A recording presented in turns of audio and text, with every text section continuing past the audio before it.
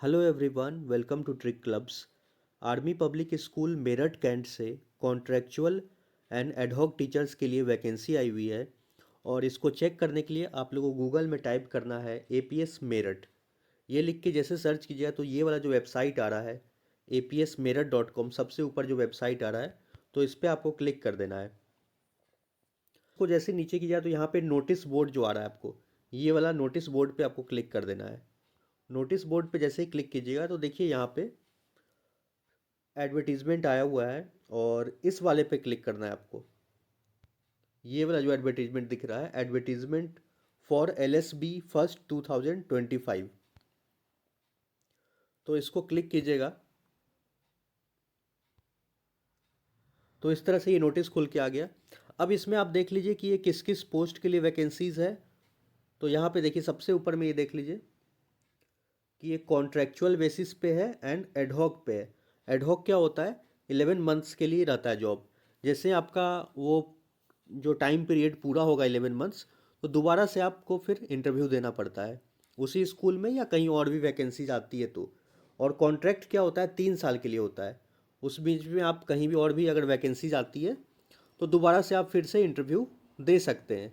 Regular के लिए भी आती है हर साल वैकेंसीज, या कहीं भी आप दे सकते हो ऑल ओवर इंडिया में। अब यहाँ पे देखिए पीजीटी में किसकी वैकेंसीज है। पोस्ट ग्रेजुएट टीचर में, तो पीजीटी में एडहॉक टीचर की वैकेंसीज है जो कि 11 मंथ्स का रहेगा। इसमें आपका, इसमें इंग्लिश का है, पॉलिटिकल साइंस है, होम साइंस है, मैथ्स है एंड लीगल स्टडीज़ है। इसके अलावा यहाँ पे जो मिनिमम क्वालिफिकेशन क्या चाहिए, तो पोस्ट ग्रेजुएशन चाहिए आपको जो भी सब्जेक्ट्स के लिए है, एंड बीएड चाहिए। और दोनों में आपका 50% नंबर होना चाहिए, बीएड में भी और पोस्ट ग्रेजुएशन में। लीगल स्टडीज़ के लिए क्या चाहिए qualification? Regular bachelor degree in law. Law से आपका जो बैचलर डिग्री या मास्टर डिग्री होना चाहिए पॉलिटिकल साइंस में, या पब्लिक एड होता है, पब एड होता है, उसमें किए हो, या आईआर होता है, इंटरनेशनल रिलेशन, और इक्विवेलेंट विथ मिनिमम 50% आप में।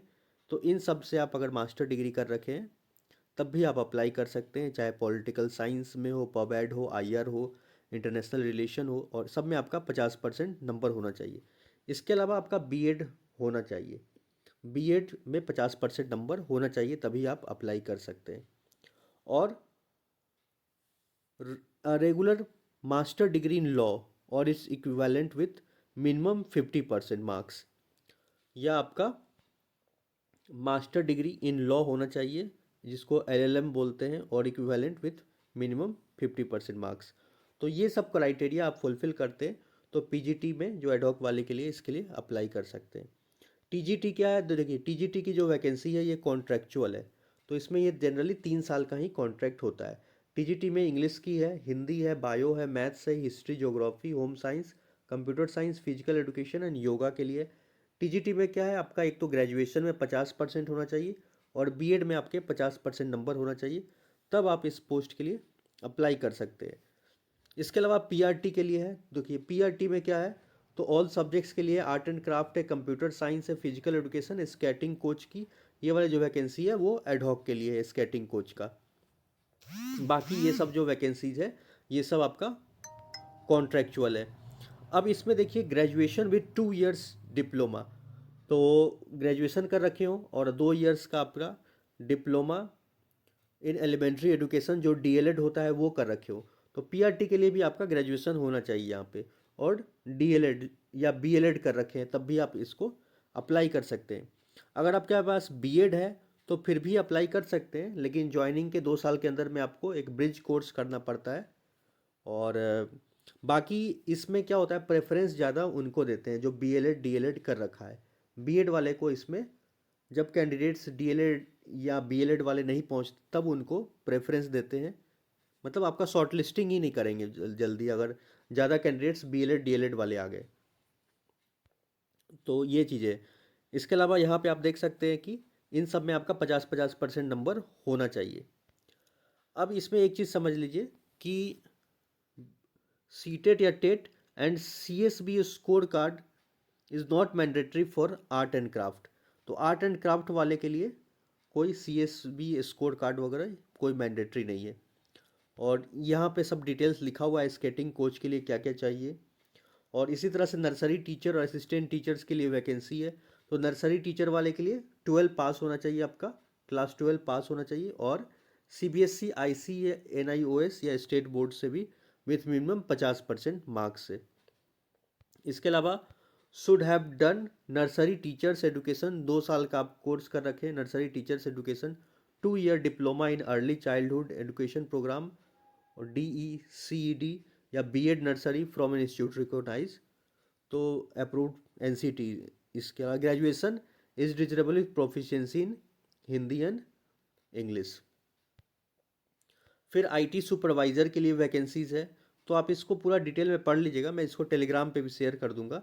फिर यूडीसी है, अपर डिवीज़न क्लर्क के लिए है, और फिर एलडीसी है, लोअर डिवीज़न क्लर्क की, और फिर फ्रंट डेस्क एग्जीक्यूटिव रिसेप्शनिस्ट है। तो ये सब कुछ क्राइटेरिया है, आपको यहाँ पे आप देख लीजिएगा। Knowledge of computer, MS office वगैरह आना चाहिए, 12,000 की depression per hour, basic knowledge accounting good. तो ये सब जो चीज़ें इसमें मांग रहा है, तो आप इसको थोड़ा देख लीजिएगा कि इसमें क्या क्या मांग रहा है, साइंस लेवल। अब यहाँ पे कुछ इंपॉर्टेंट बात है कि जैसे कि फ्रेश कैंडिडेट्स होते हैं ना, उनको 40 साल, जिनका भी 1 अप्रैल 2025 तक 40 साल एज है या उससे कम है, तो आप इसको अप्लाई कर सकते हैं। एक्सपीरियंस कैंडिडेट जो होते हैं बिलो 57 ईयर्स जो भी हैं, और उनको 5 साल का एक्सपीरियंस होना चाहिए। अंतिम 10 साल में, वो लास्ट के 10 ईयर्स में वो कम से कम 5 साल का एक्सपीरियंस होना चाहिए। तो ये सब कुछ क्राइटेरिया है। इसके अलावा एक दो सैलरी वगैरह यहाँ पे लिखा हुआ है, AWES जो नॉर्म्स होते हैं उसके अकॉर्डिंग। और यहाँ पे नोट वाला जो पॉइंट है, इसको आप ध्यान से पढ़ लीजिए, क्योंकि फॉर्म तभी आप अप्लाई कीजिए जब आप एलिजिबल है। अगर आप ऐसे ही फॉर्म सेंड कीजिएगा तो वो लोग शॉर्टलिस्ट नहीं करेंगे, फिर कोई फ़ायदा नहीं होगा। तो इसको पहले तो अच्छे से पढ़ लीजिए और समझ लीजिए, तभी आप फॉर्म अप्लाई कीजिए, तभी बेनिफिट है। तो यहाँ पे देखिए, in addition to minimum qualifications and age criteria mentioned in the table above, candidate should have fulfil the following criteria. तो ये सब क्राइटेरिया भी फुलफिल आपको करना है। इसमें क्या क्या लिखा है देखिए, यहाँ पे entire qualification should be in English medium except for Hindi teachers. तो यहाँ पे एक और क्राइटेरिया है कि आपका जो भी क्वालिफिकेशंस है, ये सब क्या लिख दिया यहाँ पे, इंग्लिश मीडियम में होना चाहिए। हालांकि दूसरे वाले में, रेगुलर वाले में ऐसा कुछ मेंशन नहीं था, लेकिन इसमें लिख दिए हुए हैं कि इंग्लिश मीडियम फॉर एक्सेप्ट, मतलब कि हिंदी टीचर्स को छोड़ के,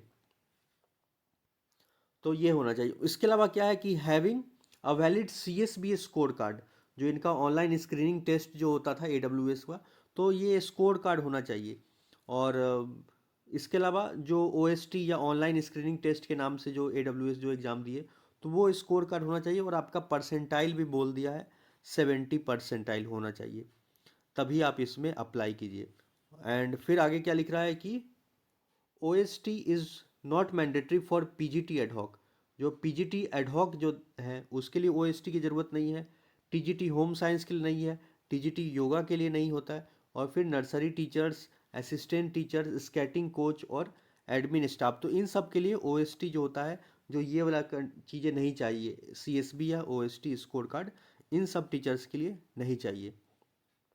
तो आप देख लीजिए, PGT एडहॉक है तो उसमें कोई OST नहीं चाहिए, बस नॉर्मल आपका पोस्ट ग्रेजुएशन होना चाहिए और बीएड कर रखे हैं, सब में 50-50% नंबर है, तब आप अप्लाई कर सकते हैं। इन सब में भी वही है, TGT है तो ग्रेजुएशन चाहिए और बीएड चाहिए, तो आप अप्लाई कर सकते हैं।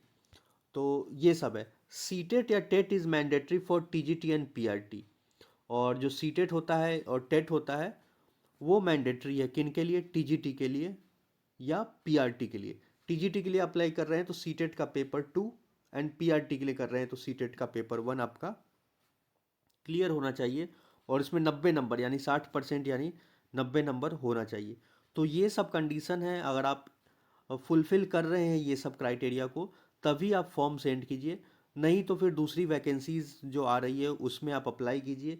यहाँ पे अपना मतलब कि समय और पैसा जो है बर्बाद मत कीजिए। अगर आप, जैसे कि लग रहा है कि आप ये सब फुलफ़िल कर रहे हैं, तभी फॉर्म अपना सेंड कीजिए, जो भी डिटेल्स वगैरह है। तो देखिए यहाँ पे क्या लिखा है कि online applications forms to be filled on school website. तो इसका आप ऑनलाइन एप्लीकेशन भी फिल कर सकते हैं APSmera.com के वेबसाइट, इसी वेबसाइट पे, वो भी मैं आपको बता दूंगा कहाँ से भरना है। फिर hard copy of online applications duly completed along with self attested copy of supporting documents of qualification and experience, CSB score card, CTET TET result sheet and. तो इसमें देखिए क्या है, सिंपल सी बात है कि आपको सबसे पहले एक ऑनलाइन एप्लीकेशन इसको फिल कर देना होगा। और जो भी ऑनलाइन एप्लीकेशन फिल करने के बाद आप उसको, उसका जो हार्ड कॉपी होगा उसका प्रिंट ले लीजिएगा। प्रिंट लेने के बाद उन सब पे क्या कर देना है, सेल्फ अटेस्टेड जितने भी आपके डॉक्यूमेंट्स हैं तो उन सब पे अपना सेल्फ अटेस्टेड करके साइन कर दीजिएगा, जिसमें आपका जो भी डॉक्यूमेंट्स है 10th 12 BEd CTET graduation post graduation उन सभी का मार्कशीट लगेगा, सेमेस्टर वाइज डिग्री है तो वो सभी लगाइएगा। अगर कुछ एक्सपीरियंस है तो आपको वो सब सर्टिफिकेट पे भी सेल्फ अटेस्टेड करना होगा। सीएसबी या ओएसटी स्कोर कार्ड है तो वो लगा दीजिएगा, और सीटेट या टेट रिजल्ट है, और ये सब डॉक्यूमेंट्स लगेगा, सबको सेल्फ अटेस्टेड कर देना है। ऑनलाइन भरिएगा, उसका प्रिंट आउट निकाल लेना है वहाँ से फॉर्म फिल करने के बाद। और ये सब करने के बाद आपको एक डीडी बनवाना पड़ेगा, डिमांड ड्राफ्ट। और डिमांड ड्राफ्ट कितने का, 250 रुपये का। और किसके नाम से बनेगा, तो यहाँ पे देख लीजिए एड्रेस ठीक से, in favour of army public school Meerut cantt, और पेबल एट मेरठ, तो इसी के नाम से बनेगा। और आपको भेज देना होगा 17 फरवरी 2025 तक, वहाँ पहुँच जाना चाहिए 12 बजे तक। बाई आप हैंड भी स्कूल भी जाके जमा कर सकते हैं, या पोस्ट से, स्पीड पोस्ट या रजिस्टर्ड पोस्ट से भेज सकते हैं। तो ये सब चीज़ें हैं। और यहाँ पे आप नीचे देख लीजिए, ये सब है टेंटेटिव शेड्यूल है, ये सब जो टेस्ट वगैरह इसमें जो होता है। अब मैं आपको दिखा दे रहा हूँ कि ऑनलाइन एप्लीकेशन फॉर्म कैसे भरना है। तो पहला चीज़ तो ये है कि आप इसको अच्छे से एक बार रीड कर लीजिए, मैं टेलीग्राम पे शेयर कर दे रहा हूँ। अब देखिए यहाँ पे क्या है कि ऊपर में देखिए एक ऑप्शन आ रहा है कि ऑनलाइन एप्लीकेशन फॉर एलएसबी, ये वाला लिंक आ रहा है। तो आप, एलएसबी क्या होता है ये तो आपको पता ही है कि लोकल सिलेक्शन बोर्ड होता है, लोकल सिलेक्शन बोर्ड होता है। तो इसका काम क्या होता है कि यहाँ पे जो इंटरव्यू होता है ना, जो आपके जो भी ये कॉन्ट्रेक्चुअल और एडहॉक वैकेंसीज़ के लिए ये बोर्ड होते हैं, और यहाँ के लोकल मेंबर्स ही आपका इंटरव्यू लेंगे, जो आसपास के केवी हो गए या एपीएस के जो प्रिंसिपल्स वगैरह होते हैं वही सब आपका इंटरव्यू लेते हैं, या स्कूल के जो टीचर्स और वो सब लोग रहते हैं इंटरव्यू में। तो अब इसको ऑनलाइन अप्लाई करने के लिए ये वाले लिंक जो लिख रहा है इस पर आपको क्लिक कर देना है। अगर आप टीचिंग स्टाफ के लिए कर रहे हैं और एडमिन स्टाफ के लिए कर रहे हैं तो इस वाले पे आपको क्लिक कर देना है। अब जैसे ही इस पर आप क्लिक कीजिएगा तो यहाँ पे देखिए न्यू रजिस्ट्रेशन करके आ रहा है, एंड फिर आपको एग्ज़ाम फीस वगैरह यहाँ पे लिख रहा है। तो न्यू रजिस्ट्रेशन पे आप क्लिक कीजिएगा, और इस पर आप अपना आधार नंबर वगैरह डाल के इसको आगे प्रोसीड कर लीजिएगा। और फिर ये सब जो डिटेल्स है इसको आप देख लीजिएगा, जैसे सबमिट कीजिएगा फाइनल, उसके बाद क्या क्या मांग रहा है। और बाकी आप एक बार स्कूल में भी कॉल करके कोई डाउट होगा तो उसको भी आप कंफर्म कर सकते हैं। नंबर्स आपका उसी पे लिखा गया है, जो एडवर्टीजमेंट है इनका, तो ऊपर में भी इसका नंबर है वहीं पे।